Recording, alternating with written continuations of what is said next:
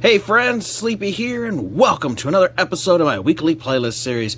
We've made it to Friday again, which means it's time for me to share with you guys the games I've been playing during the week, give you guys my thoughts and opinions on the games, whether I think you guys should check them out or not. Of course, I'd like to hear your guys' thoughts and your opinions on the games to share with you today. Let me know about the games you guys are playing, as that gives me ideas of new games to check out. And if you have a suggestion on a title you think I might be interested in, let me know about it. I'm always looking for new games to play and experience. This week, I've got just one game to share with you. Another title here for the Xbox Series X. It's also Xbox One. And this is one that I've been playing off and on since its release. And that is the State of Decay 2. This was the Ultimate Edition that I have. But it gets upgraded to the Juggernaut Edition. No matter what version of State of Decay 2 you have, you do get the Juggernaut Edition. And it's a really fun zombie survival game. Let's take a look at State of Decay 2.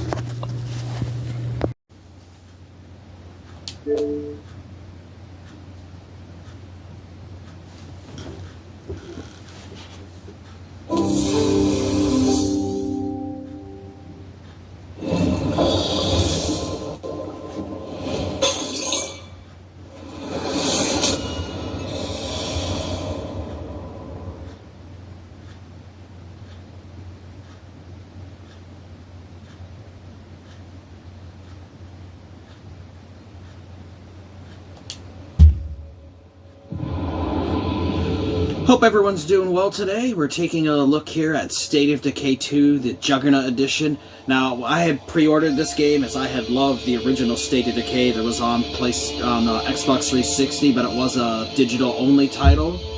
But they eventually did release support of it for Xbox One and PS4 and stuff, so I got that physical version. And I absolutely loved the first State of Decay, so I knew I had to get State of Decay 2. I actually had pre-ordered and got the Ultimate Edition of State of Decay 2, which came with some extra DLC and stuff. I even got a steelbook for the game, which is awesome. And I had some different little DLC packs and stuff. But I have really loved this series, and I really have enjoyed State of Decay 2, as they have constantly been supporting this game. The developers at Undead Labs have continued to release updates every few months for this game. They've added new content to it. So you have the main campaign, you can go through Heartland, it's another story that takes place between State of Decay 1 and 2, and then you also have a Horde mode where you can play Daybreak with other people online or locally, where you can battle against waves of zombies trying to survive, and you can unlock stuff for the main game, which is really cool. You have several different maps to go through. You even can play the original map from the first State of Decay, which is what I'm actually playing right now, and you can play in different difficulty levels as well. And this is always the game I've always had wanted, was the State of Decay games. I've always wanted to play an open world survival zombie game, like a survival horror but in a zombie setting. So this is kind of the game that I've always wanted. Kind of reminds me of elements of like Grand Theft Auto mixed with RPG stuff. Just really good game, and I have had a lot of fun playing this. I've shared this one over the years of me playing it different times, and I just had the urge to go back and play this again. I've beat several different maps in this, different communities and stuff. Get ready and stay ready. And here we go, I just loaded in, and a random event's happening. We're going to have a whole bunch of zombies are going to storm our base. So you got to defend it from zombies, which is really cool here. So we got a little mission to prepare for a zombie invasion.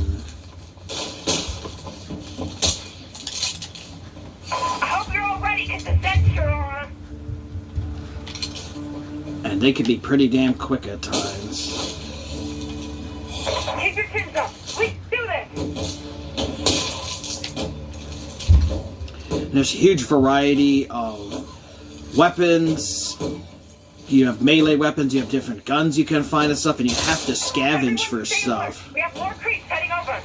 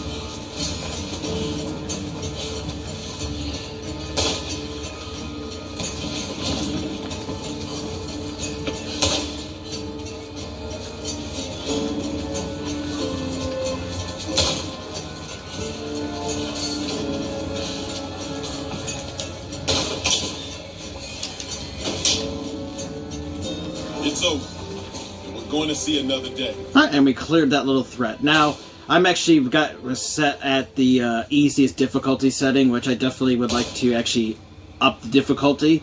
So I'll show you guys some of the stuff for the game. So you have your overall map, which they're pretty decent sized maps. So this is, again, is the map from the original game, which is pretty cool. However, there was a lot of like wasted space. I know that a lot of people complained about that the map, they really wish it had more density to it and like more buildings and stuff. But it's still pretty good.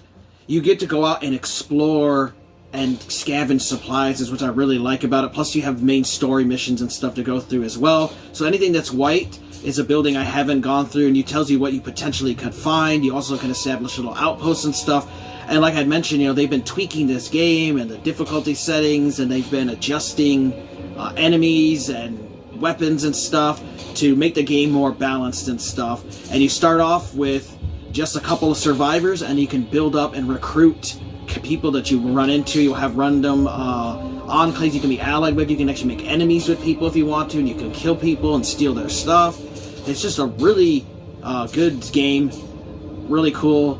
There's infestations you have to worry about where zombies will take over a building and then start sending out hordes and stuff. They've been really tweaking with that to make it more difficult, which is cool. In your community tab, you can see all the different characters that you have.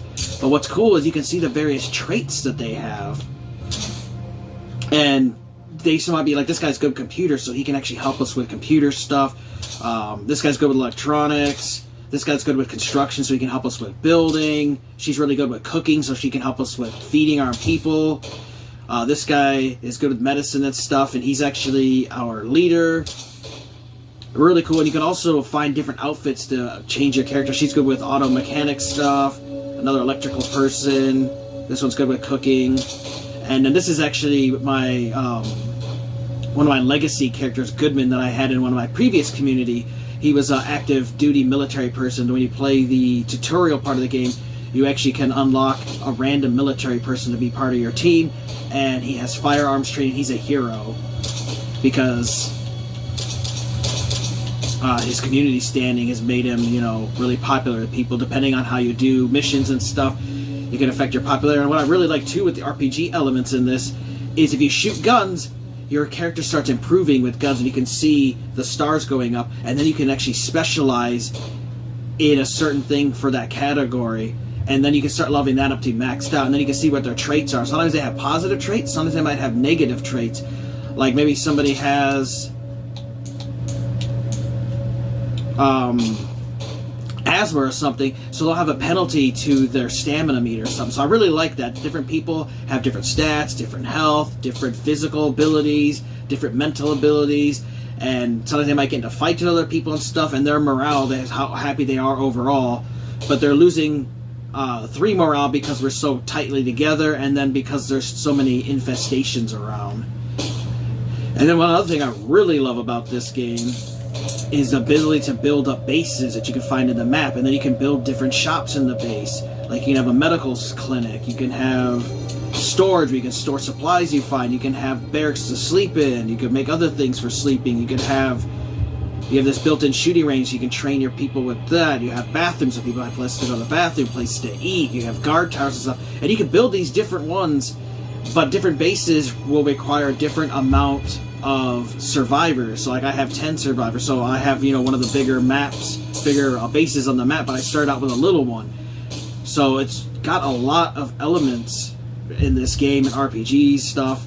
You have special zombies too, like there's this bloater zombie, there's zombies that are full of gas, there's these feral zombies that are like super fast and super strong zombies that do a lot of damage, there's these juggernaut zombies that are big, huge, fat guys that are absolutely huge and devastating damage and stuff, really hard to kill. And they also have screamers, or these zombies that scream to alert other enemies around them. And then what this game introduced over the first one is this thing called Blood Plague, where these are special zombies that have this blood plague, and if they attack you, you can actually get infected with blood plague, and if your level gets too high, you'll be completely infected, and if you don't find a cure for it, your character will actually turn into a blood plague zombie, and you'll have to kill them off. And that's what takes place in this. And then you have to fight off these big plague hearts, are the ones that are creating the plague zombies and stuff. And the higher the difficulty, the harder they are to kill. And after you kill a plague heart, the other ones get stronger and stronger. And the whole point is to eliminate them all. Now, playing on the easy setting here, there's only 7 plague hearts. But if you play like the hardest difficulty, the nightmare setting, or lethal, you could have tons. And you can see, like, in the green zone, which is what I've been playing on, you can see the adjusting the combat here. Freaks and blood plague.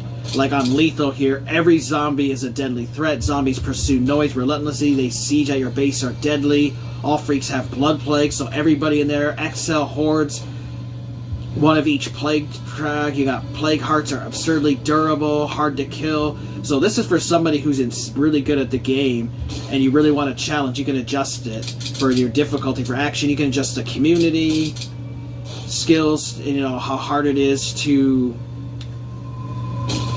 upgrade your character, but they all consume food and they consume resources and stuff, and the higher the difficulty, the more stuff they consume, and harder it is and slower to increase their stuff, and the harder for them to heal and stuff, and then how difficult the map is. So see, this one has 7, that one will have 10, 13, 17 to 18, and lethal has can up to like 30 plague hearts, so pretty much everywhere can be right next to each other. Really difficulty, resources are small, harder to get and stuff, so you can adjust the difficulty based on your own skill level. So I had originally started, because there wasn't that many difficulty settings when I first started playing the game. There was just a couple, but they've added more since then, and I've just been playing on the green. But once I beat it, I would like to throw it up to standard, or maybe even the dread setting, just to see how it would be, because I would like a little bit more of a challenge. But it is fun. And got pretty good graphics here. They actually did release an Xbox Series upgrade for this, which I do have installed. But what's really interesting is there are a few Xbox Series X games you can actually play off of a hard drive that don't have to be on the internal hard drive. I actually had found that. I had found a video, some guy explaining that there are some that will let you, and this is one of those games where you can actually play it off the hard drive. So not every single Xbox Series X game has to be installed on the hard drive like I had thought originally, and a lot of people have thought that. You actually can play some of them off the hard drive. It just depends. There are certain ones, obviously, that can only be played off the internal hard drive, but some of these games that aren't as graphically demanding, because this isn't like, you know, the most ultra 4K graphics or whatever, can actually be played off the hard drive and stuff. So you can drive vehicles too and stuff, which in this one they added that vehicles actually have a gas meter, so you have to find fuel to fill the cars up. And so over time, you know, you're going to have to scavenge supplies. Vehicles can also get damaged, but they added in repair kits. We want to help, but we have to solve another problem first.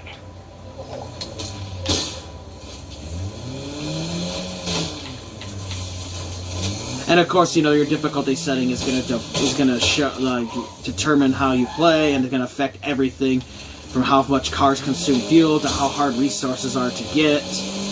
But I did like that this game, for the second one, they actually added in repair kits where you can actually repair vehicles that get damaged, which is really cool. And now I'll show you guys just like exploring. No dice. Did anything hear that? So you can go through and try to find things to search for supplies. And they'll be flashing like this, and so you'll see the little box icon. That's another thing they added to make it easier for you to identify. And then you can find supplies and stuff that you can then bring back to your community for everybody to use. And so you have to do a lot of scavenging, especially on the harder difficulties. It's harder to find stuff, and you have to be real careful, because the zombies become a real threat the higher the difficulty setting are. So I would recommend just playing it on either your first time, maybe play it on the green zone, or like maybe the next level, or maybe in the middle, depending on your own skill level, just to get a feel for how the game is, so that when you've mastered the game mechanics, you can then start playing it in a little bit harder difficulty, because you don't want to go right to the super hard difficulty, as it would be very challenging until you've learned the game's mechanics. But I have had a lot of fun. I've been playing this off and on over the last few years, since I got it on day one. It's one that I've enjoyed sharing with you guys, and I've had a lot of fun. You can also play this game online co-op, which is really cool if you would like to. Great music, I love the atmosphere. I like the stories. There's all kinds of different missions to go through, side missions, characters to encounter. Recently escaped from a Red Talon work camp. This is Camilla Myers. Welcome, Cammy. Thank you, Twain. You should know the network's broadcast kept a lot of us in the camps going. Your voices gave us the strength to resist, a goal to move toward. I'm proud to finally be a part of the network. So you guys saw I just can specialize in one of my skills now, cardio, from running around. I can't carry that. So now I'll show you guys that.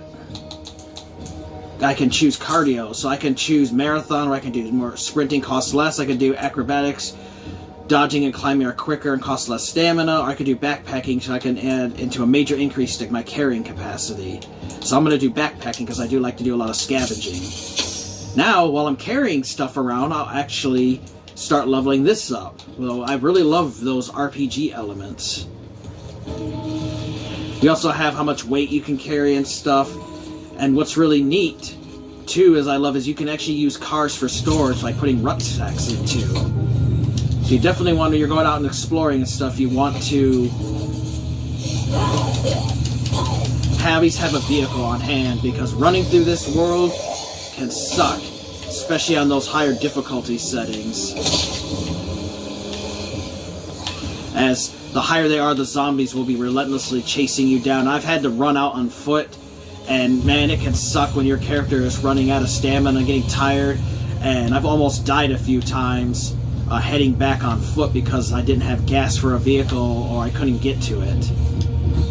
And then you can go home, and you do have a supply chest here where you can drop off all your supplies. I've been playing this community for quite a while, so I do have a lot of stuff, but this is just from hours of me going out and getting supplies and putting it in here for our various characters to use. And now as you play different community people, you know, they'll get tired and injured over time, and you'll have to actually switch out to different community members in your tab, and you can switch to them and let them heal and rest, and because they can get tired and stuff. So definitely recommend you guys check out State of Decay 2. Been having a lot of fun playing this game again. It's one I know I'm going to get even more hours into. I probably got at least 50 hours in this game already over the years, and it's one that I just love coming back to every once in a while when I get that itch to play a zombie survival game. Definitely think you guys should check out State of Decay 2. Alright, well, that was a look at State of Decay 2. You know, I've talked about this here on my weekly playlist series in the past.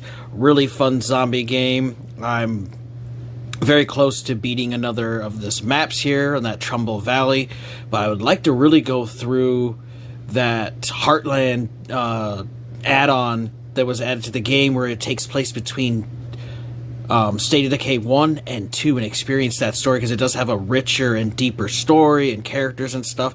So I would really like to play through that one here pretty soon. But it's a really fun game. If you guys have never played the State of Decay series, highly recommend both of them, the first and second one. I can't wait for State of Decay 3 to come out here in the future. It's shaping up like that's going to be a really good one in the series.